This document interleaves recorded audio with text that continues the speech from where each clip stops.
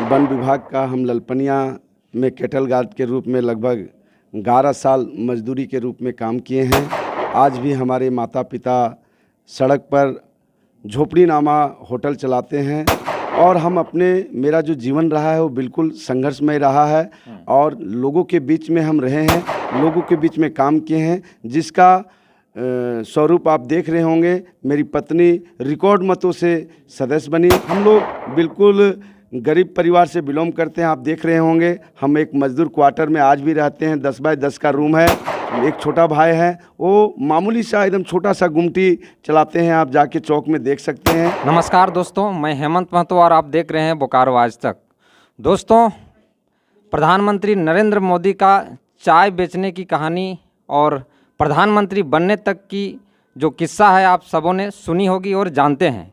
लेकिन हमारे बोकारो जिला परिषद के जो अध्यक्ष महोदय हैं सुनीता देवी, इनका बैकग्राउंड बहुत कम जानते हैं। ये भी कभी होटल में, इनका भी अपना होटल है ललपनिया में, और होटल से लेकर आज जिला परिषद का चेयरमैन बनी है। और उनके पति जो सबसे खास सहयोग रहा है, योगदान रहा है जिला परिषद अध्यक्ष बनाने में, समाज सेवी चितरंजन साहब।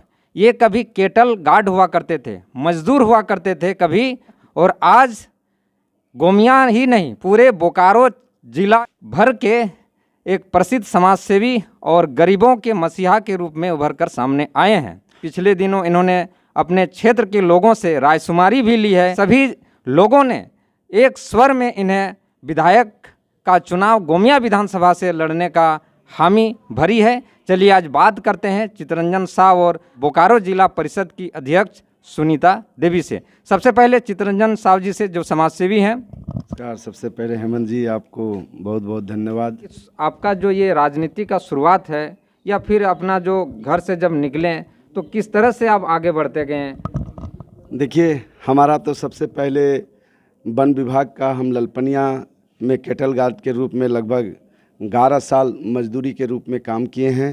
आज भी हमारे माता पिता सड़क पर झोपड़ीनामा होटल चलाते हैं और हम मेरा जो जीवन रहा है वो बिल्कुल संघर्षमय रहा है और लोगों के बीच में हम रहे हैं, लोगों के बीच में काम किए हैं, जिसका स्वरूप आप देख रहे होंगे। मेरी पत्नी रिकॉर्ड मतों से सदस्य बनी और कभी गोमिया विधानसभा के लोग चेयरमैन लाने के लिए सफल नहीं हुए थे। आप देख सकते हैं आज गोमिया की बहू और कसमार की बेटी जिला परिषद की अध्यक्ष है, पूरे ज़िले की नेतृत्व कर रही है।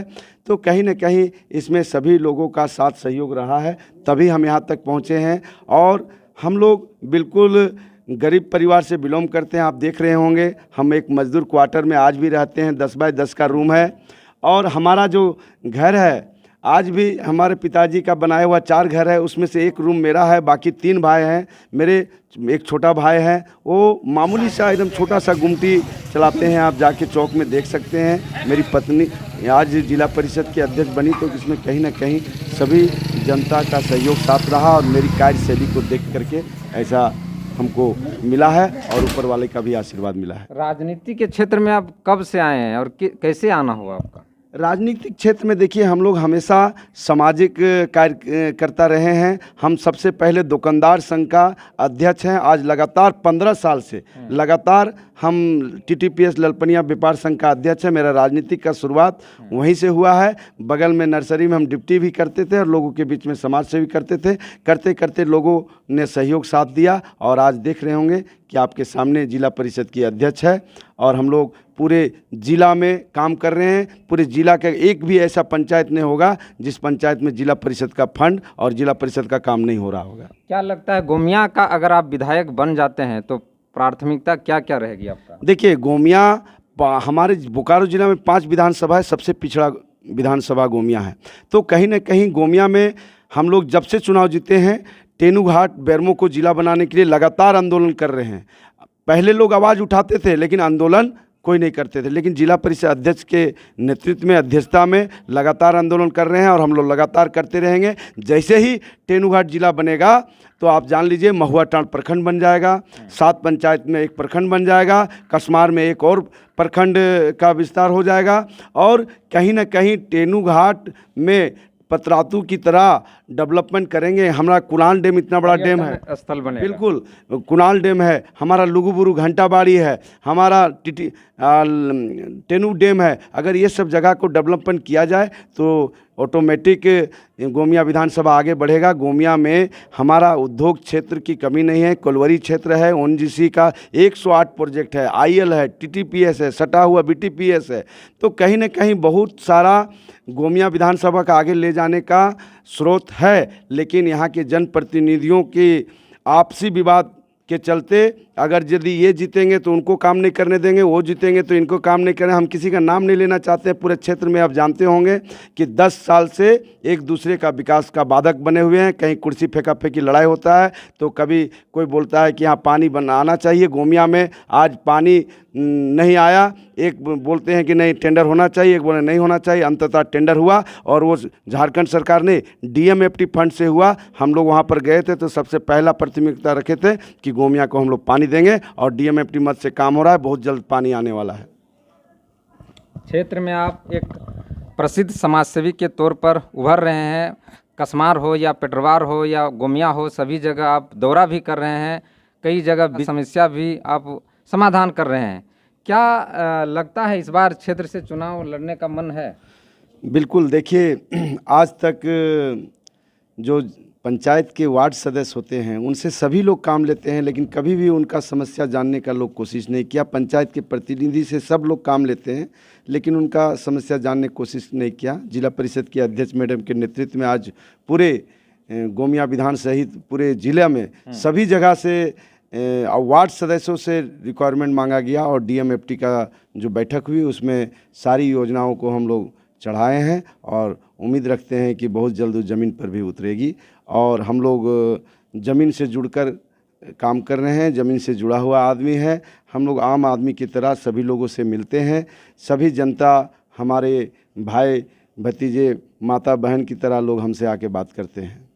क्षेत्र में आप भ्रमण कर रहे हैं, किस तरह से लोगों का समर्थन मिल रहा है?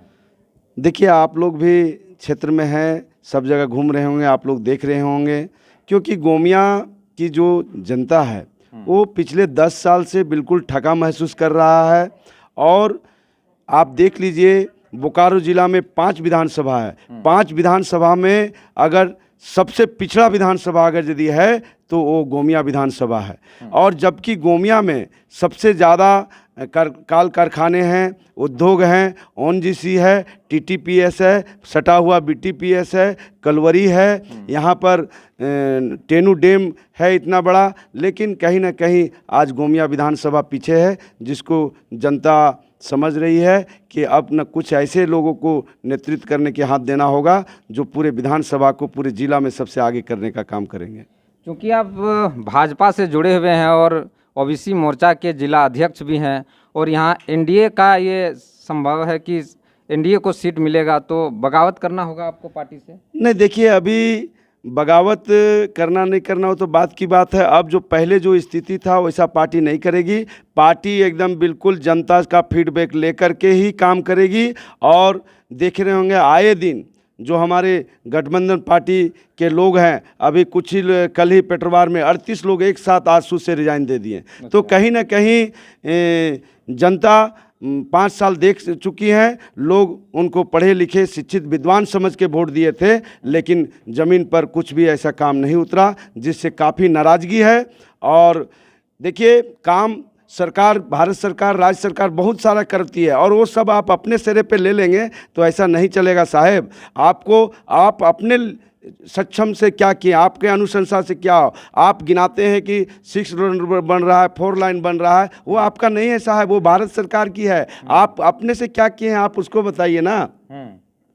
तो पिछले दिनों मैडम के साथ एक घटना हुई, जैसे ही आप मीटिंग किए उसके दूसरे दिन ही आपका जो जिला परिषद अध्यक्ष मैडम है उन पर अविश्वास प्रस्ताव के लिए आवेदन दे दिया गया 31 में से 26 सदस्य। उस घटना को आप किस तरह से देखते हैं? देखिए साहब, जिस दिन चुनाव था उसी दिन हम बोल दिए थे कि हमारे पीछे पिछले 3 महीना से लोग पर्दे के पीछे रह के षड्यंत्र रच रहे हैं। जिस दिन चुनाव मेरा कार्यक्रम था उसी दिन हम घोषणा किए थे कि हमारी अध्यक्ष मैडम के पीछे लोग लगे हुए हैं और वो सत्य हुआ। लेकिन वो आप देख लीजिए 26 लोगों का हस्ताक्षर हुआ, लेकिन उपस्थित कितने लोग हुए? 9 लोग हुए। फिर 10 मिनट के अंदर अध्यक्ष मैडम अपने समर्थकों के साथ 12 लोग लेके पहुँचे। तो आप 26 लोग को दिए हैं हस्ताक्षर, 26 लोग को परेड कराइए ना साहब।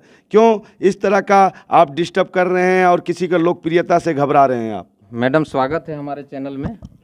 थैंक यू, धन्यवाद।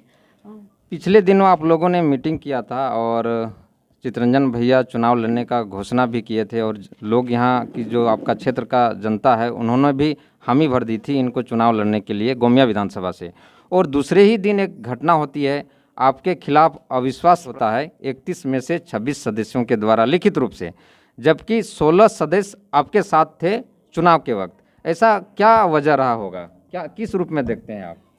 देखिए, हम लोग जो काम कर रहे हैं क्षेत्र में, तो उन लोग को लग रहा है कि अब न कहीं न कहीं हम लोग हार जाएंगे, क्योंकि हम लोग का इतना बढ़िया जो कार्यशैली हो रहा है, तो उन लोग को कहीं न कहीं दर्द हो रहा है। तो हम लोग अपना काम करने के लिए थोड़ी छोड़ देंगे। हम लोग तो क्षेत्र में है और जनता काम देखती है और काम के बदले दाम देती है। तो हम लोग क्षेत्र घूम रहे हैं, तो उनको लग रहा है कि हम अब क्या करें। तो देखिए, हम तो पूरा बोकारो जिला के हैं, हम तो हर क्षेत्र में घूम सकते हैं और काम कर सकते हैं। सबके लिए सुख दुख में हम खड़ा रहते हैं, तो उन लोग को अनपच हो रहा है। और एक आरोप उपाध्यक्ष महोदय लगाती हैं कि आप जिला परिषद का जो टेंडर है, निविदा है, उसमें अपने लोगों को दिलवाते हैं और हस्तक्षेप करते हैं।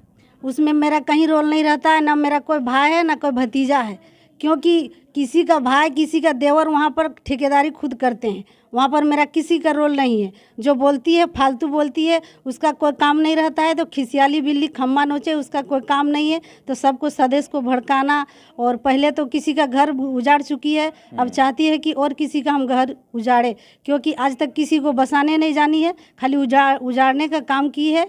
उसके पास कोई काम है नहीं, तो सबको भड़काना बरगलाना यही काम रहता है उसको, और कोई काम है नहीं। तो पिछले दिनों मैडम के साथ एक घटना हुई, जैसे ही आप मीटिंग किए उसके दूसरे दिन ही आपका जो जिला परिषद अध्यक्ष मैडम है उन पर अविश्वास प्रस्ताव के लिए आवेदन दे दिया गया 31 में से 26 सदस्य। उस घटना को आप किस तरह से देखते हैं? देखिए साहब, जिस दिन चुनाव था उसी दिन हम बोल दिए थे कि हमारे पीछे पिछले 3 महीना से लोग पर्दे के पीछे रह के षड्यंत्र रच रहे हैं। जिस दिन चुनाव मेरा कार्यक्रम था उसी दिन हम घोषणा किए थे कि हमारी अध्यक्ष मैडम के पीछे लोग लगे हुए हैं, और वो सत्य हुआ। लेकिन वो आप देख लीजिए 26 लोगों का हस्ताक्षर हुआ, लेकिन उपस्थित कितने लोग हुए?